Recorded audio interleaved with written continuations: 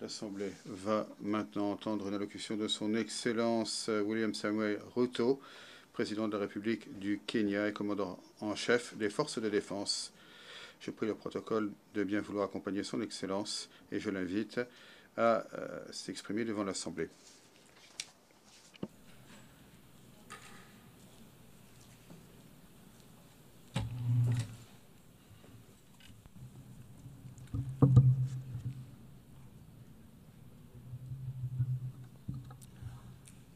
Madame la Présidente, présidente de la 80e session de l'Assemblée générale des Nations unies, Madame Annalena Baerbock, Monsieur le secrétaire général des Nations unies, Monsieur Antonio Guterres, Excellences, Mesdames et Messieurs les chefs d'État et de gouvernement, Mesdames et Messieurs les délégués, Mesdames et Messieurs, permettez-moi de vous féliciter, Madame la Présidente, à l'occasion de votre élection pour présider la 80e session de l'Assemblée générale des Nations unies.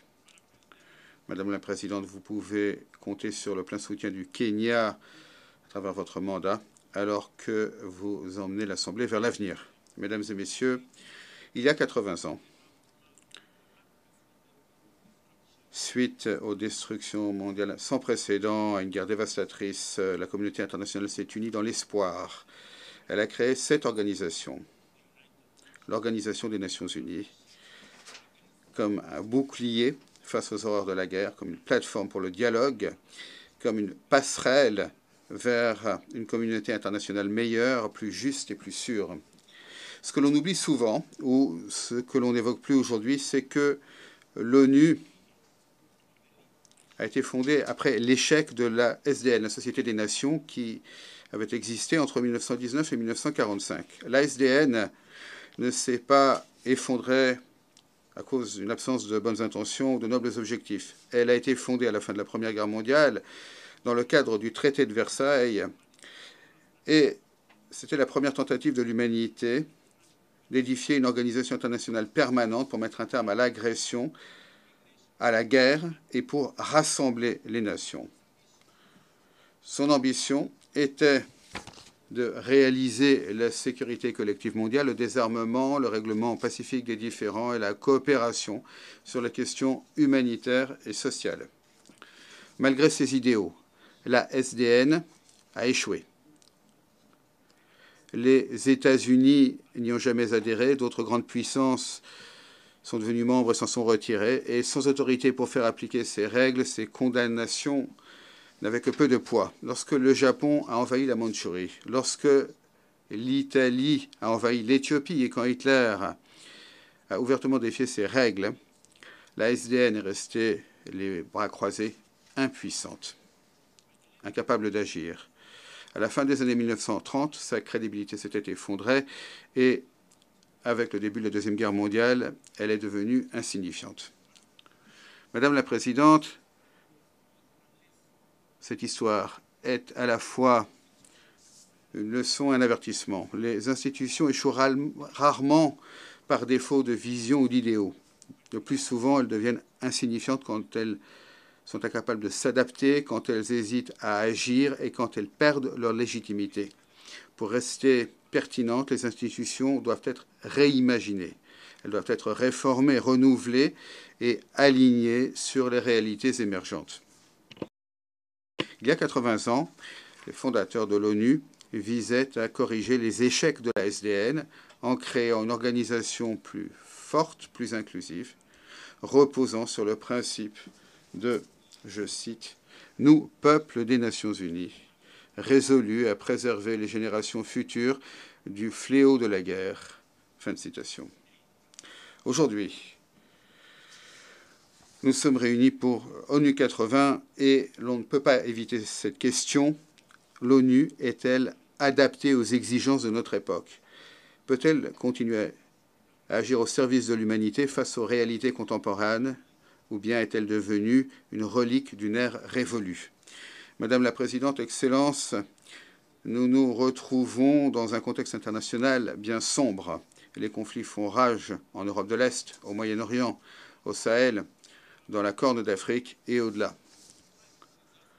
Les catastrophes climatiques deviennent plus graves chaque jour. Les inégalités s'aggravent les pandémies nous menacent et les perturbations technologiques vont plus vite que les progrès de la gouvernance. Au lieu de la confiance, c'est la défiance qui l'emporte. Au lieu de la solidarité, c'est la fragmentation qui s'impose. Au lieu de l'espoir, c'est l'anxiété qui caractérise notre communauté internationale. Pour citer les fondateurs de cette institution, nous ne vivons pas dans davantage de liberté, mais dans une incertitude croissante. En cette période de troubles, alors que nous avons le plus besoin d'une ONU robuste, l'organisation est confrontée à ses pires crises de crédibilité et de capacité. Les mesures d'économie ont paralysé ces opérations. La bureaucratie a ralenti sa riposte. Le Conseil de sécurité reste comme gelé dans les structures d'après-guerre de 1945. Il est incapable d'agir de manière inclusive, de manière juste et rapide.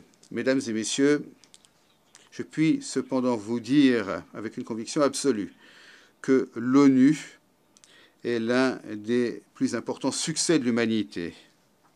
Pendant 80 ans, elle a repoussé le spectre de la guerre mondiale, elle a mis fin au conflit du Cambodge au Libéria et elle a monté la garde dans certains des endroits les plus dangereux du monde grâce au courage de ses soldats de la paix. Peu d'institutions dans l'histoire de l'humanité peuvent se targuer d'un tel héritage.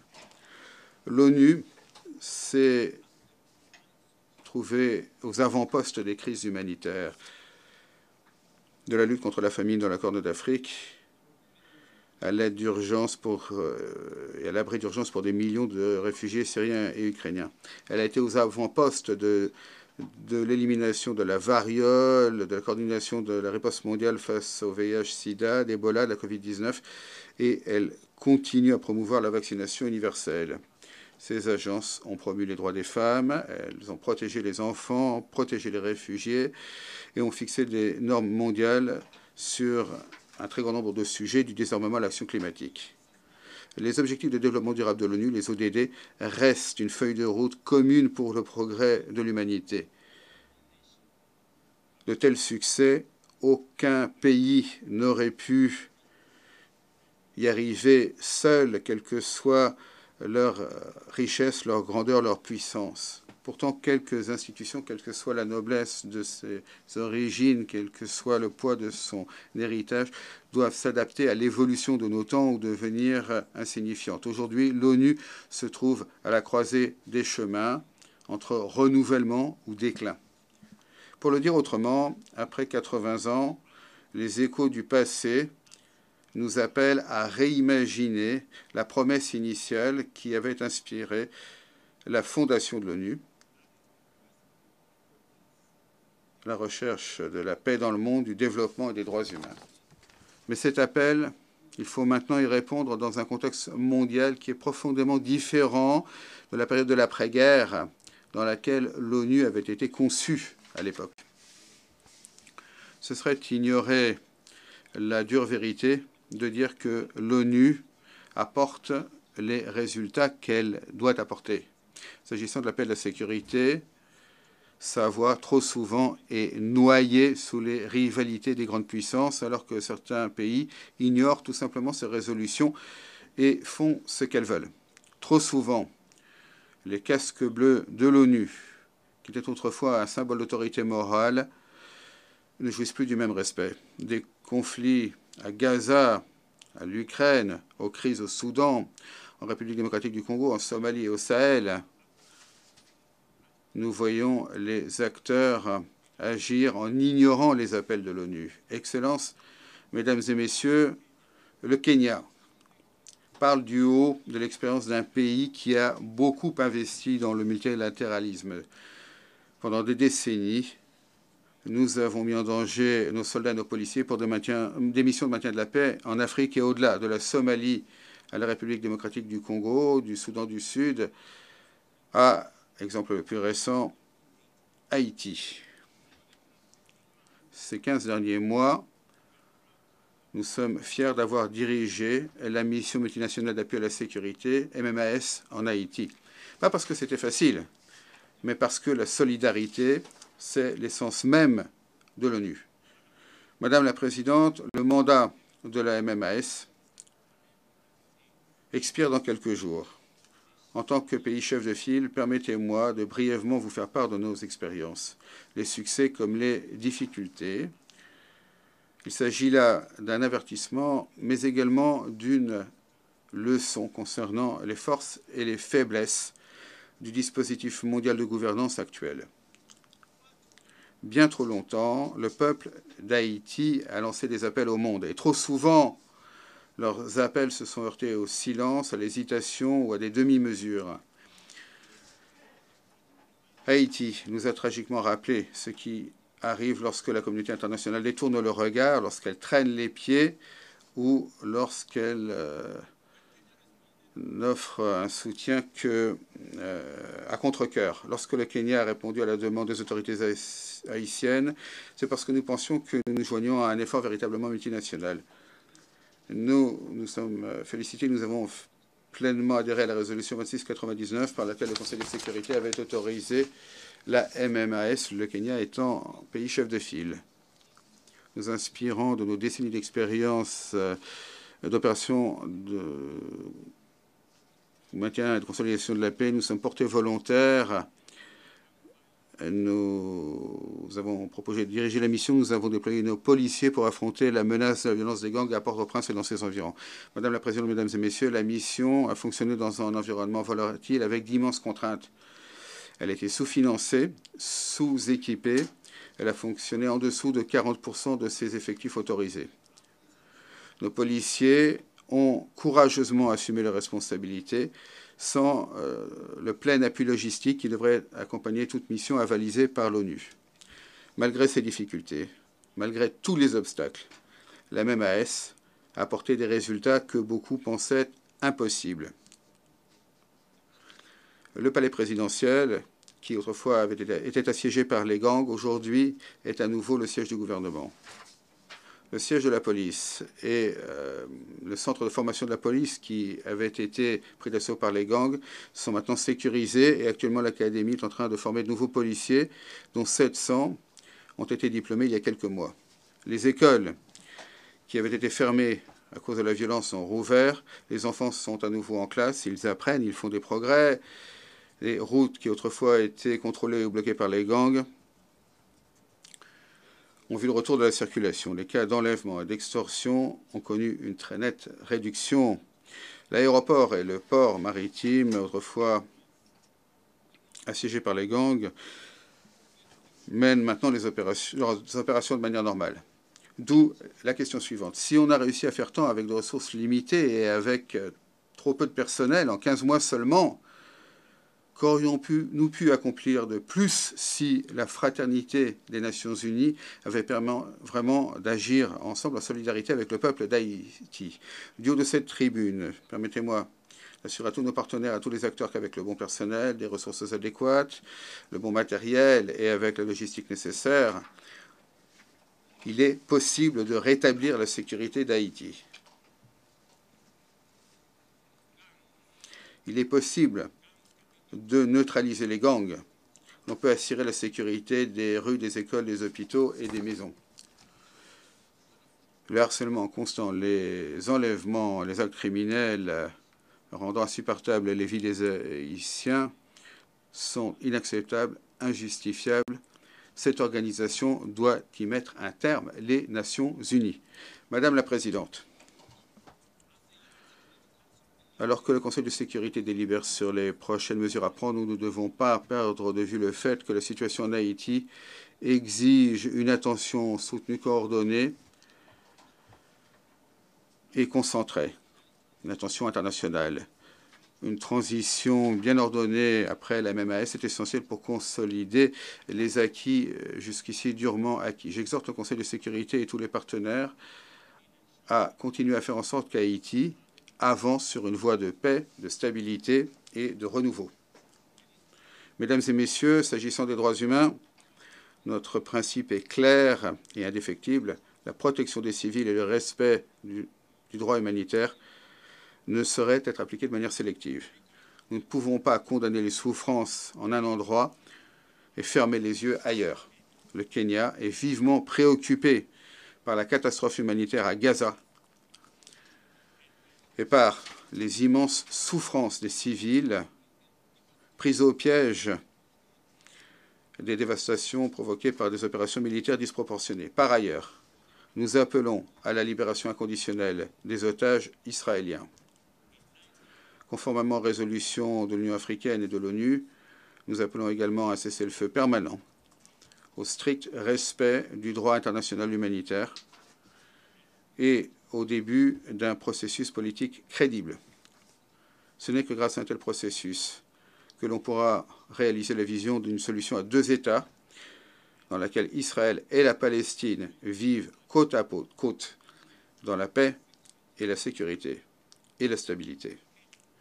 Le Kenya est également vivement préoccupé par l'aggravation de la situation humanitaire au Soudan, où des citoyens innocents sont pris au piège d'une guerre absurde. Nous souscrivons pas entièrement au Quad, y compris de l'Égypte, de l'Arabie saoudite, des Émirats unis et des États-Unis, qui affirment qu'il ne saurait y avoir de solution militaire et que seul le dialogue politique présente une voie vers l'avenir viable. Nous, avec le Quad, nous exhortons toutes les parties, y compris les forces armées soudanaises et les forces d'appui soudanaises et les acteurs extérieurs pour respecter la souveraineté du Soudan, son unité, son intégrité territoriale. Nous rejetons toutes les tentatives de diviser le pays. Nous affirmons notre appui indéfectible à un Soudan unifié pour le bien de l'ensemble de sa population. Excellences, Mesdames et Messieurs les délégués, ceux qui envisagent l'avenir avec une vision claire savent que les changements climatiques ne sont pas simplement la pire menace de notre époque, mais également l'une des plus importantes occasions de transformation de notre époque. Le bilan mondial montre clairement que le monde n'est pas sur la bonne voie. Les contributions déterminées au niveau national actuel nous emmèneront à une augmentation des températures très au-dessus de tout seuil qui serait sûr. Telle est la différence entre la survie et les dévastations pour des millions de personnes de par le monde. Le Kenya et l'Afrique ne sont pas des victimes passives de cette crise. Nous prenons des mesures audacieuses pour montrer que l'action climatique n'est pas seulement possible, mais elle peut également être le socle d'une croissance inclusive. Nous édifions des sociétés résilientes au climat en intégrant l'adaptation dans chaque secteur de l'agriculture et l'énergie, jusqu'aux infrastructures aux moyens de subsistance, de l'extraction minière durable à l'intelligence artificielle. Cette ambition est visible sur le terrain. Aujourd'hui, 93% de l'électricité du Kenya vient de sources d'énergie renouvelables, géothermiques, éoliennes, solaires, hydroélectriques. Nous augmentons nos investissements dans la mobilité électronique, l'agriculture intelligente face au climat, des solutions de cuisine propres et l'industrie propre. Nous sommes également des pionniers des solutions compatibles avec la nature, telles que la gestion des risques durables et l'économie circulaire. L'Afrique également fait entendre sa voix. En 2023, à Nairobi, nous avons organisé le sommet climatique inaugural de l'Afrique, où le continent a adopté la déclaration de Nairobi et l'appel à agir sur l'action climatique. Il y a 2 semaines seulement, à Addis Abeba, l'Afrique s'est rassemblée une fois de plus lors du 2e sommet climatique africain pour réaffirmer nos engagements et pour renforcer notre ambition pour une croissance compatible avec le climat. Nous avons déclaré que l'Afrique n'était pas seulement une victime de la crise, mais c'était une source de solutions. Et l'action climatique stimule la croissance économique, la transformation, la création d'emplois pour nos communautés. L'ambition, mesdames et messieurs, ne peut pas reposer uniquement sur la volonté d'agir. La mise en œuvre de nos nouvelles contributions déterminées au niveau national nécessitera 56 milliards de dollars. C'est pourquoi nous appelons la communauté internationale à décaisser les 300 milliards de dollars convenus à Bakou et accélérer les négociations pour le nouvel objectif de 1 300 milliards de dollars dans le cadre de la feuille de route Bakou-Belém. Sans financement abordable et sans réforme du dispositif financier international, la promesse de l'action climatique en Afrique restera limitée. Madame la Présidente, après la Deuxième Guerre mondiale, les institutions de Bretton Woods ont été créées pour stabiliser l'économie mondiale et reconstruire l'Europe déchirée par la guerre. À cette époque, leur conception reflétait les équilibres de pouvoir et les intérêts des pays victorieux qui sont également leurs principaux actionnaires et bénéficiaires. Le FMI avait été chargé de faire respecter le système de taux de change basé sur les talons or, alors que la Banque mondiale a été créée pour financer la reconstruction de l'Europe. Ces deux institutions ont depuis évolué pour devenir des institutions de financement du développement, mais leur structure, leur processus de décision et leur gouvernance restent dominés par les pays riches. Aujourd'hui, le contexte international est extrêmement différent. Les talons or s'est effondré il y a 50 ans et l'Europe s'est reconstruite il y a maintenant longtemps. Pourtant, la gouvernance de ces institutions ne s'est pas adaptée aux besoins d'un monde multipolaire, et en particulier les besoins des pays pauvres et en développement. L'inadaptation entre les actionnaires et les parties prenantes est devenue hautement visible. Par exemple, la récente affectation par le FMI des droits de tirage spéciaux, les DTS, 64% sont allés aux pays riches.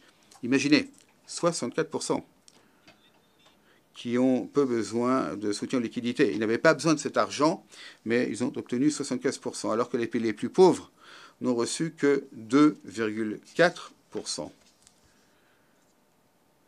Quel déséquilibre! Et ce déséquilibre montre comment les institutions qui sont censées préserver la stabilité financière mondiale, souvent perpétuent les inégalités et l'instabilité. Je l'ai déjà dit et je le redis. L'architecture financière mondiale actuelle punit les pays pauvres avec des taux d'intérêt élevés et des conditions très onéreuses, alors qu'elle récompense les pays riches avec des taux d'intérêt beaucoup plus bas et des conditions de prêt beaucoup plus favorables. Ces règles, ces priorités, ces mécanismes d'affectation avantagent constamment les pays déjà prospères, alors qu'ils prennent les économies vulnérables au piège du cycle de la dette, des coûts d'emprunt élevés et d'un accès inadéquat aux aides d'urgence et aux prêts concessionnaires. Il est impératif de transformer ces institutions en des organes véritablement indépendants, dépolitisés, mondiaux, afin que leurs opérations soient alignées sur leurs mandats mondiaux. Une telle transformation démocratiserait la prise de décision, elle rétablirait la crédibilité, elle permettrait au FMI et à la Banque mondiale d'être au service de tous les pays de manière équitable plutôt que de consolider les hiérarchies anciennes. Mais l'Afrique ne se contente pas d'attendre des prescriptions externes. Nous prenons des mesures audacieuses et délibérées pour renforcer notre indépendance financière, pour préserver notre stabilité et accélérer notre développement.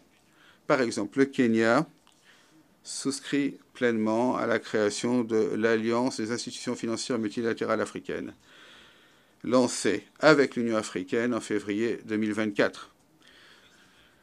Cette alliance rassemble nos banques nationales, Afreximbank, Africa Finance Corporation, la Banque de commerce et de développement, Shelter Afrique, Africa Ray, la Banque africaine de développement, African Trade and Investment Development Insurance et ZEPARI, des institutions qui incarnent la détermination de l'Afrique à mobiliser ses ressources, financer ses échanges et établir la résilience à nos propres conditions. Par ailleurs, l'Union africaine défend 3 institutions transformatives. La Banque centrale africaine, qui émettra une devise unique et rendra nos échanges indépendants des devises étrangères. Le Fonds monétaire africain, qui doit stabiliser nos économies et nous donner une véritable souveraineté financière. Et la Banque d'investissement africaine, qui doit mobiliser les ressources pour les infrastructures, l'industrialisation et l'intégration dont l'Afrique a besoin pour prospérer. Pour compléter cette vision, l'agence de notation africaine, qui comprennent nos réalités, qui chérissent notre caractère unique, qui racontent notre histoire de manière vraie, véridique et juste, elle a déjà été créée. Excellence, alors que nous commémorons le 80e anniversaire de l'ONU, L'Afrique commémore également le 20e anniversaire du consensus des Elouini et de la déclaration de Sirte, ces deux jalons historiques qui ont créé la position africaine commune sur la réforme du Conseil de sécurité des Nations Unies. Depuis 20 ans, l'Afrique s'exprime à l'unisson, exigeant la justice, l'équité et la représentation à l'organe le plus important de la gouvernance mondiale. Cette exigence, cependant, continue à être ignorée, continue à repousser une réponse, elle continue à faire l'objet de débats infinis au détriment de l'Afrique comme de la légitimité de l'ONU elle-même. Vous ne pouvez pas vous prévaloir d'être les Nations Unies tout en ignorant les voix de 54 nations. Ce n'est pas possible. L'Afrique n'accepte plus d'attendre en marge de la gouvernance mondiale alors que l'on prend des décisions concernant l'appel à la sécurité et le développement sans notre accord, sans notre point de vue et sans que nos voix se fassent entendre. L'exclusion de l'Afrique n'est pas seulement inacceptable, injuste de manière flagrante, elle met également à mal la crédibilité même de l'ONU, de cette organisation. L'Afrique domine l'essentiel de l'ordre du jour du Conseil de sécurité. Elle fournit certains des contingents les plus importants des forces de maintien de la paix de l'ONU et elle paye le coût le plus élevé pour l'instabilité. Cependant, nous restons le seul continent à ne pas avoir un siège permanent à la table où sont prises les décisions concernant notre destin. L'Afrique, mesdames et messieurs, mérite au minimum 2 sièges permanents avec tous les droits, y compris le droit au veto, et 2 sièges non permanents supérieurs au Conseil de sécurité des Nations Unies. Le monde doit comprendre que la réforme du Conseil de sécurité, ce n'est pas une faveur pour l'Afrique ou qui que ce soit, c'est une nécessité pour la survie de l'ONU elle-même, pour que l'ONU reste pertinente en ce siècle. Elle doit refléter les réalités d'aujourd'hui et non pas les dispositions en matière de pouvoir de l'après-guerre de 1945. Madame la Présidente, malgré la faiblesse déclarée évidente de l'ONU, elle reste malgré tout la meilleure chance de l'humanité pour la solidarité mondiale. Aucune autre institution ne jouit de la légitimité universelle ou du pouvoir de mobilisation de l'ONU. De la coordination de l'aide humanitaire en période de guerre et de catastrophe à la mobilisation de la riposte mondiale face à la Covid-19, jusqu'au consensus sur le changement climatique, grâce à l'accord de Paris, l'ONU a constamment montré que le monde peut réaliser ensemble ce qu'aucune nation ne peut accomplir seule, quelle que soit sa puissance, quelle que soit sa grandeur, son pouvoir.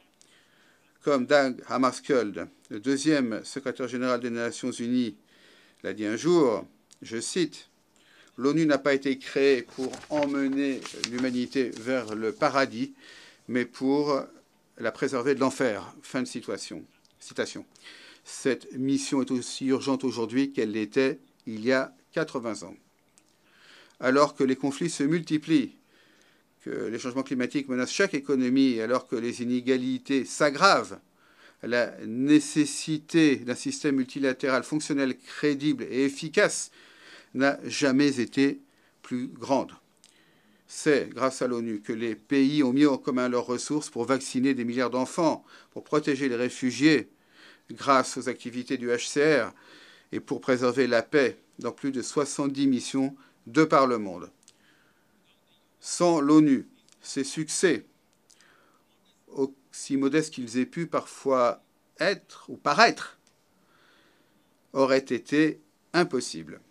Voilà pourquoi nous devons résister à la tentation d'abandonner l'ONU, de baisser les bras. Nous devons l'adapter à la tâche, réformer ses structures, renforcer son mandat et faire en sorte que ses décisions reflètent les réalités d'aujourd'hui plutôt que la carte géopolitique d'une ère révolue. En tant que pays accueillant un des sièges de l'ONU, le seul du Sud mondial, le Kenya est prêt à jouer son rôle pour aider l'organisation à réaliser son renouvellement aussi efficacement que l'a prévu le secrétaire général dans le cadre de la réforme ONU 80. En conclusion, Madame la Présidente, Mesdames et Messieurs, le 20e anniversaire de l'ONU doit être davantage qu'une commémoration. Ce doit être un tournant pour l'organisation. Saisissons ce moment pour réimaginer, reconstruire l'ONU et en faire un organe qui jouisse de la légitimité, qui riposte rapidement et qui apporte la justice pour tous. Je vous remercie. Que Dieu vous bénisse. On behalf of the Assembly, I wish to... Au nom de l'Assemblée, permettez-moi de remercier le président de la République du Kenya, commandant-chef des forces de défense.